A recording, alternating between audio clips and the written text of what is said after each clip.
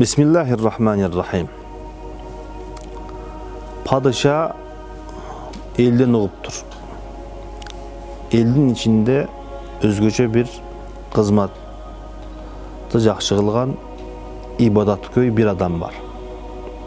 Dep uşul kişi tuğrasında uğuptur. Uğup padişah can jokerlerine, kızmatçılarına aytıptır. Oşol ötö ibadatköy adamdı alıp gelgile dep üyüne çakırıp al kişini özün üyüne alıp gelip anı menen kеңешip süйлöşüp ar dayım meni birge bol. Жана менин ушул касырымын эшигинин астында ар дайым бол деп ушундай келишим кылышыптыр. Анда жанагы ибадаткөй адам макул падышам. Бирок сизге бере турган бир суроом бар. Ушул суроома жооп берсеңиз, андан кийин ошол жумушту баштайын дептир. Макул, анда сурооңду бер десе, падышам, эгерде сиз сырттан келсеңиз, касырыңызда мен кол астыңызда болгон кызматчыларыңыз менен ошол жерде сизге кызмат кылган айымдар менен тамашалашып, же болбосо ошолор менен бирге жүргөн болсом, эмне кыласыз деп падышага суроо узатыптыр. Анда падыша ачуусу келип, сен падышага ушундай сөздү айтканга кантип айтып жатасың? Эмне үчүн мындай айтып жатасың? Падышага ушинтип айтканга кандай кудуретиң жетти? Падышанын абирине сөз тийгизип жатпайсыңбы деп өтө ачууланыптыр. Анда жанагы ибадаткөй киши мындай деп айтыптыр. О падышам, менин чыныгы падышам бар. Ага мен күнүнө 70 жолу күнөө кылсам дагы, 70 жолу анын айтканын кылбай койсом дагы, ал мага ачуусу келбестен, мени кууп жибербестен, рызкысыны бербей койбостон мага ачуусу келбейт. Ошондой улуу падышанын эшигини кантип таштап кетемин? Жана бир күнөөнү кыла электе андан мурун эле мага ачуусу келген падышанын эшигине барып ар дайым турамын деп падышанын касырында турбастан кеткен экен. Алла Таала инсанга ушундай ырайымдуу жана мээримдүү боорукер зат экен. Күнөөсүнү дароо эле жазбастан периштелерге айтат экен, балким тообо кылар, балким өкүнөр, балким ошол жакшы ишти кылган болсо анын күнөөсү кечирилип, ага жакшы иш жазылып, күнөөсү жазылбасын деп Алла Таалам инсанга ушундай ырайымдуу жана мээримдүү зат экен. Алла Таалам баарыбыздын күнөөлөрүбүздү кечирген болсун. Алымдар айтышат, тообонун белгилери барбы? Эгерде бир адам тообо кылган болсо, ошол тообасында кандай бир аламаттар, белгилер болобу дейт. Анда мындай деп жооп беришет. Биз да ар бирибиз өзүбүзгө ушул суроону берип көрөйлүк. Ар бирибизде кемчилигибиз бар, өзүбүзгө жараша. Эң эле биринчиси ашыкча сөздөн, бирөөнү жамандоодон жана жалган айтуудан тилини тыйып калат экен. Кимде ким тообо кылса, ал адам ашыкча көп сүйлөгөндөн, жалган сүйлөгөндөн жана бирөөлөрдү жамандагандан оолак болот экен. Эң биринчиси белгиси. Демек, мен тооба кылдымбы, кылбадымбы деп ушул биринчи аламатыны, белгисини карап койсок болот ар бирибиз. Экинчиси башка адамдарга көрө албастык кылбайт. Эч кимге көрө албастык кылбайт жана эч кимге душмандыгы жок. Себеби ал адамды алек кылган нерсе өзүнүн күнөөсү, өзүнүн кемчиликтери. Ошондуктан эч кимди көрө албастык кылбастан эч кимге душмандык да кылбайт.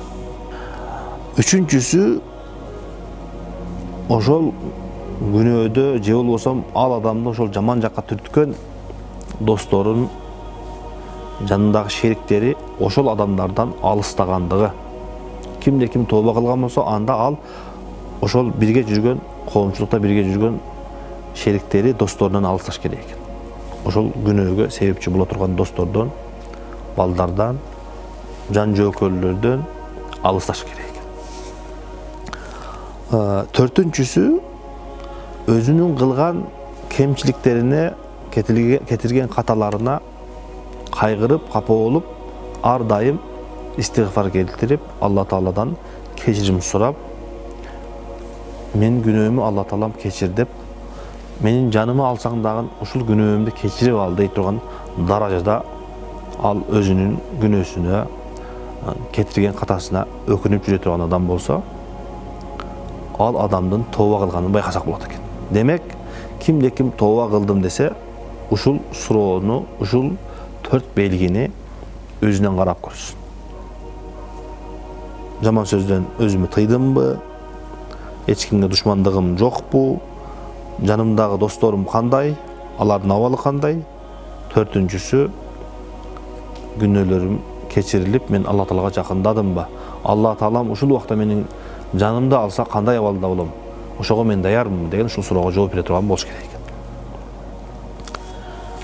экен. Эми кимде ким ушундай тообого жетишип, Алла Таала менен болгон мамилесин оңдоп, ийгиликке жетсе, көпчүлүк убакта жанындагы достору, кээде үй бүлөдөгү бир туугандар, кээде алыстан жакындан билген адамдар мурунку нерсесин эстеп, мурунку нерсесин айтып, аны кайрадан астыга түшүрүшөт. Мурункусун эстеп, сен кече эле мындай эмес белең, кече эле мынтип жүрбөдүң беле, бүгүн эле мындай болуп калдыңбы деп, ал адамды артка тартат экен. Бул Алла Тааланын айткан сөзүнө каршы келген иш экен. Алла Таала мындай дейт Куранда: Инналлаха юхиббут тауабин ва юхиббул мутатаххирин. Алла Таалам, чындыгында Алла Таала тооба кылуучуларды жакшы көрөт, сүйөт.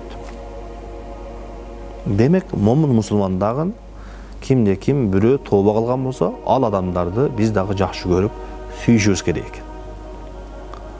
Алла Таалам жакшы көргөн нерсени биз дагы жакшы көрүшүбүз керек экен. Анын мурункуларыны эстеп, кайра аны артка тартпастан.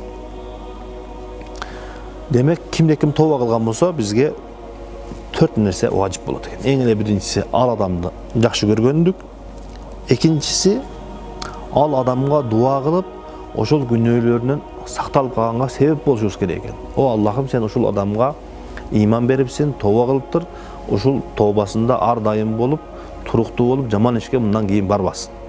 Арак ичеби, сигарет чегеби, же башка жаман жолдорго барабы, кандай иш болбосун, бирөөнүн акысын жейби, эгерде тооба кылган болсо, ал адамдарды биз жакшы көрүп, аларга дуа кылышыбыз керек экен. Экинчиси. Үчүнчүсү, анын мурунку өткөн кемчиликтерини, каталарыны, күнөөлөрүн эстетпеш керек экен. Аны менен аны ар дайым кемсинтип сүйлөбөш керек экен.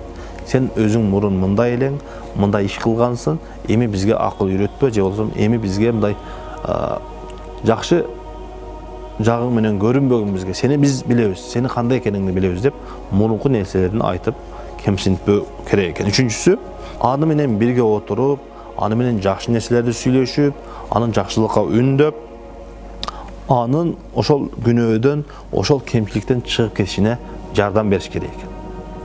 Демек, урматтуу мусулман бир туугандар, кимде ким тооба кылса, ушул 4 нерсе жанындагы адамдарга важип болот экен.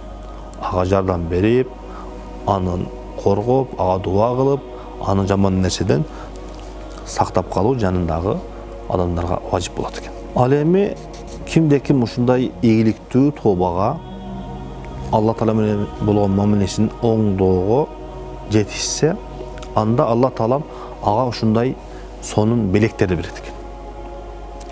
Анын эң эле биринчиси, анын мурунку кылган күнөөлөрүнүн баарыны кечирип, жаңы төрөлгөн бөбөктөй эч кандай күнөөсү жок кылып коет экен. Эң эле чоң ийгилик мурунку өткөн күнөөлөрүнүн бардыгын кечирип, тазалап, ушундай таза инсан кылып коет экен. Эң биринчи берген белек. Ал эми экинчи белек Алла Тааладан берилген белек. Ал адамды жаратуучу улуг зат Алла Таала өзү жакшы көрөт экен. menin aytkandarımı kılbastan kemçilik kılgandыгы üçün seni keçirdin dep, anı Allah Taalam özü yaxşı göredi eken. Üçüncüsü, anı şaytanga başıyıp, şaytandın astında kalıudan saktaydı eken. Şaytandan saktaydı eken. Üçüncüsü.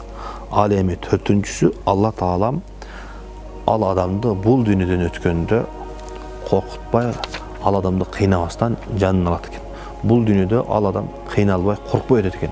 Sebebi anın murunku günölörü keçirilip, жүрегі таза, Allah Taala менен болгон мамилеси оңдолуп, Allah Taala'nın ырайымынан, мейириминен үмүт кылып, жүрөгү кыйналбастан, коркпостон өтөт экен.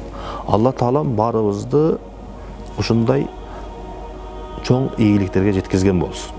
Күнөөлөрүбүздү кечирип, тообаларыбызды кабыл кылып, өзүнүн сүйүктүү кулдарынан кылган болсун.